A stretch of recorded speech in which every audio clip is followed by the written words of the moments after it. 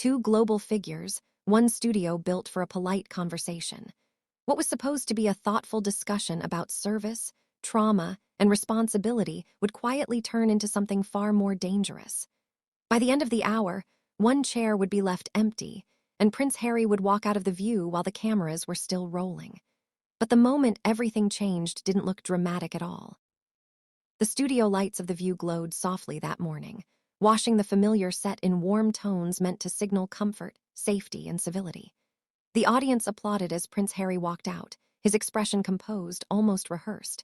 He wore a tailored navy suit, open collar, no tie, carefully casual, approachable, modern, unroyal. He nodded to the crowd, offered a polite smile to Whoopi Goldberg, and took his seat. A few moments later, Angelina Jolie entered from the opposite side of the stage. The applause changed, not louder, different, slower, heavier, respect mixed with curiosity. She wore black, simple and unadorned, her posture calm, her expression neutral. She didn't scan the audience. She didn't smile for the cameras. She acknowledged the hosts, sat down, folded her hands loosely in her lap, and waited. From the outside, it looked like a normal episode. Inside the room, the air felt tighter than usual. Whoopi opened the segment with her usual warmth. "We're honored to have two people here today who have dedicated their lives to causes bigger than themselves." Harry inclined his head slightly, appreciative. Angelina gave a small nod, saying nothing. The first 10 minutes passed smoothly. Harry spoke about mental health advocacy, about redefining masculinity, about stepping away from institutions that no longer aligned with his values. His voice was steady, practiced. He'd told versions of this story many times before. Angelina listened, not passively, not dismissively. She listened the way people do when they're measuring something. When it was her turn, she spoke quietly about refugee camps, about families displaced by war, about children who no longer remembered what home meant. Her words were simple, unembellished. She didn't frame herself as a hero. She framed the work as unfinished. The audience leaned in. Joy Behar smiled, sensing a productive contrast. "It's fascinating," she said. "How advocacy can take so many forms." Harry picked up on that immediately. "Yes," he said lightly, "and I think what matters most is using your platform. If you have a voice and you don't use it loudly, what's the point?" Angelina didn't respond right away. She shifted slightly in her chair, eyes still forward. Then she said calmly, "Sometimes the loudest work happens where there is no platform. It wasn't an argument. It wasn't even a disagreement, but something in the room shifted." Harry smiled, but it didn't quite land. "Well," he replied, "some of us don't get the luxury of working in silence." Wooey glanced between them, sensing the edge but letting it pass. The conversation continued carefully. Harry spoke about scrutiny, about growing up watched, about the pressure of expectation. He described walking away as an act of courage, of self-preservation. Angelina listened again. Then she asked a question, not directly to Harry, but to the room. "Do you think," she said softly, "that choosing visibility is the same as being forced into it?" Harry turned toward her, eyebrows lifting just slightly. "I don't think I chose visibility," he said. "It was assigned to me." Angelina met his gaze. "And yet," she said, "you still choose how you use it." The audience murmured. Harry leaned back, crossing one leg over the other. "Some people don't understand what it's like to have your entire life dissected," he said. "Every decision framed as performance." Angelina nodded once. "I do," she said. "I just learned that not every response needs an audience." The silence that followed wasn't awkward. It was heavy. Joy tried to soften the moment. "Well, clearly both of you have had very different paths." Harry cut in, still smiling. "Different paths, sure. But I think there's a tendency to romanticize suffering when it looks noble from a distance." Angelina's expression didn't change. She didn't interrupt. She didn't defend herself. She simply said, "Suffering doesn't need romance, it needs responsibility." That was the first crack. Not visible yet, but irreversible. The cameras kept rolling. The audience stayed seated, and no one, not even Prince Harry, realized that the rules of the conversation had just changed. By the time the first commercial break ended, the studio felt different. Not louder, not chaotic, just watchful. Prince Harry sat forward now, elbows lightly resting on his knees. The relaxed posture from earlier had suddenly disappeared. Angelina Jolie remained still, her composure unchanged, as if the tension belonged to the room, not to her. Whoopi cleared her throat. "All right, let's keep this moving," she said carefully. "We're talking about advocacy, responsibility, and accountability," Harry interjected smoothly. Angelina glanced toward him. "That's an interesting word," she said. "Who do you think it applies to?" The audience reacted instantly. A ripple of low murmurs moved through the seats. Harry smiled, but there was something sharper behind it now. It applies to anyone who benefits from a system while criticizing it, he replied. Some people spend decades inside power structures and then pretend they're above them. Angelina didn't bristle. She waited. Then I don't pretend to be above anything, she said. I step away when I no longer need to be seen. That landed harder than applause ever could. Joy Behar leaned forward. Harry, she asked cautiously, do you feel misunderstood by people who have chosen a quieter approach? Harry exhaled, almost laughing. Quiet doesn't mean pure, he said, and silence doesn't automatically equal wisdom. Angelina finally turned fully toward him. Neither does visibility, she replied, or repetition. The word hung there. Repetition. Harry's jaw tightened just slightly. I repeat my story because people don't listen, he said, because institutions bury truth unless it's forced into the open. Angelina's response was immediate but measured. Or because some truths don't change, she said, no matter how often they're told. The audience went silent. Whoopi shifted in her chair. Let's talk about service, she suggested quickly. Angelina, your work, Harry interrupted again. Service without accountability is just charity theater. This time, Angelina didn't wait. That's interesting, she said softly. Because from where I stand, service that never leaves the microphone is performance. A collective gasp swept the room. Harry straightened, eyes narrowing. So now you're questioning my motives? Angelina met his gaze without blinking. No, she said. I'm questioning outcomes. Joy whispered, barely audible. Oh boy, Harry let out a short breath through his nose. Easy to talk about outcomes, he said, when you were never trapped inside an institution that controlled your voice from birth. Angelina tilted her head slightly. And yet, she said, some people are born into systems that never let them speak at all. That was the moment the audience understood. This wasn't about charity or trauma or even royalty. This was about who gets to define suffering. Harry leaned back, crossing his arms now, defensive, closed. I walked away from everything, he said. Titles, privilege, protection. Angelina's voice didn't rise. And then you sold the story, she said. Again, the studio froze. Whoopi opened her mouth, then closed it again. Harry laughed, sharp and humorless. So that's it, he said. That's how you see it. I see what's presented, Angelina replied. And I listen to what's repeated. The air felt thin. Joy Behar tried to inject humor. Well, this is getting real. Harry ignored her. You think you're above this, he said to Angelina. Above scrutiny, above criticism. Angelina shook her head once. No, she said, I just don't confuse scrutiny with purpose. That sentence cut deep. Harry leaned forward again, voice tightening. You know what's exhausting? He asked. Being told your pain is branding, that your fight is a performance. Angelina didn't flinch. What's exhausting, she said quietly, is watching pain turned into identity. The audience erupted. Not with cheers, not with boos, but with stunned noise, a mix of disbelief and awe. Whoopi raised a hand. All right, she said firmly. We're going to take a breath here. But Harry wasn't done.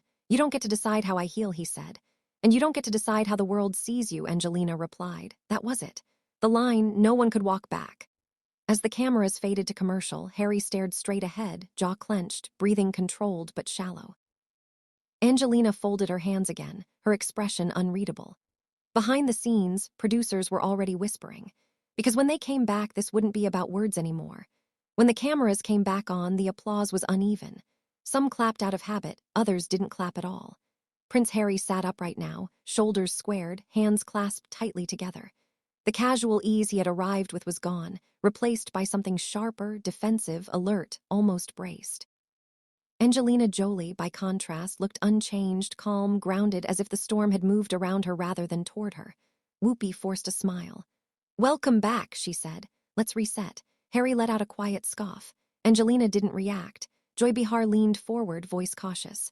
Harry, she said, a lot of people watching relate to your story, but some also wonder. Do you ever worry that telling it so often locks you into it? Harry turned to her quickly. No, he said. What locks people in is silence.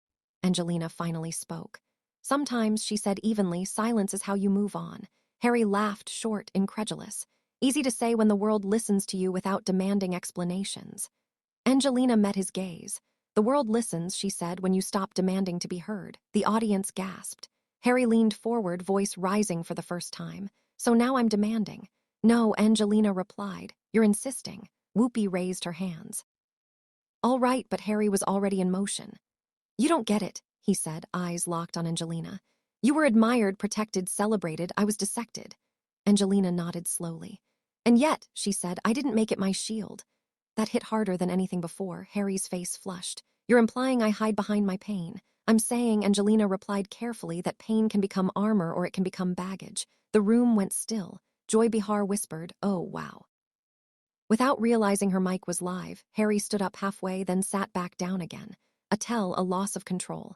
You think I wanted this? He snapped. You think I enjoy reliving it? Angelina's voice softened, but only slightly. I think you've built a life around it, she said, and I don't think you know who you are without it. The audience reaction was immediate and visceral. Some clapped, some groaned, some stared in disbelief. Whoopi's expression hardened. Angelina, she warned gently. Angelina didn't look at her. Harry stood up fully this time, his chair scraped loudly against the floor. You don't get to psychoanalyze me on daytime television, he said, voice shaking, not loud but strained. You don't get to sit there in moral stillness and pretend you're above it. Angelina finally stood as well, not abruptly, not angrily. She stood the way people do when they've already decided something. I'm not above it, she said. I'm beyond it. Harry stared at her, chest rising fast. You think you're better than me, he said. Angelina shook her head once. No, she said, I think you're stuck. The word landed like a blow. Whoopi stood too now, palms out. All right, she said firmly, that's enough. Harry turned to her, eyes blazing. No, he said, I'm not finished. Angelina looked at him, not with anger, not with pity, with clarity. Then you never will be, she said quietly. That was the moment. The audience knew, the hosts knew, the crew knew. There was no version of this that ended calmly. Harry grabbed the back of his chair. I came here to speak my truth, he said, not to be dismissed by someone who's perfected looking unbothered. Angelina didn't raise her voice. I didn't dismiss you, she said. I listened and then I disagreed. Harry laughed bitterly. This show, he said, scanning the panel, pretends to support honesty until it makes people uncomfortable. Whoopi stepped forward. We support respect, she said, and this isn't it. Harry turned back to Angelina one last time. You win, he said sarcastically. You always do, quietly from your pedestal. Angelina replied with the calmest words she'd spoken all day. There is no pedestal, she said, just distance. Harry froze, then nodded once. Right, he said, I'm done. He picked up his microphone, unclipped it, and let it drop onto the table with a dull thud. The sound echoed. As he turned toward the exit, the audience erupted, not in applause, not in boos, but in stunned noise. Angelina remained standing. She didn't follow him with her eyes. She didn't say another word. And as Prince Harry disappeared behind the curtain, the question wasn't why he left. It was how he hadn't seen this coming. The curtain didn't slam. Shut behind Prince Harry. It closed softly. That was the detail people would miss in the replays, the absence of drama in his exit, no storming footsteps, no final glare at the camera, just a man walking away from a conversation he could no longer control. The studio remained frozen. Angelina Jolie stood exactly where she had been, hands resting lightly at her sides. She didn't turn toward the exit. She didn't watch him go. It was as if she understood something instinctively. Looking back would only pull the moment forward again. Whoopi Goldberg exhaled slowly, her composure hardening into something resolute.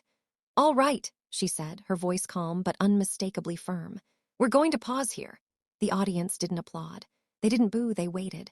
Joy Behar leaned back in her chair, eyes wide, whispering something off mic that didn't make it to air. Sarah Haynes stared down at the table, fingers interlaced tightly as if grounding herself. Angelina finally sat. The chair made no sound. Whoopi turned toward her, choosing her words carefully.